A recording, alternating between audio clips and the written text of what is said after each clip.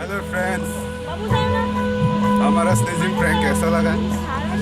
अगर अच्छा लगा तो प्लीज़ लाइक करो, शेयर करो, कमेंट करो। और बहुत रात भी हो गई है, हमें घर भी जाना है, पढ़ाई करना है। तो ये कैसा लगा फ्रेंड्स, ज़रूर लाइक करना और सब्सक्राइब करना। Thank you.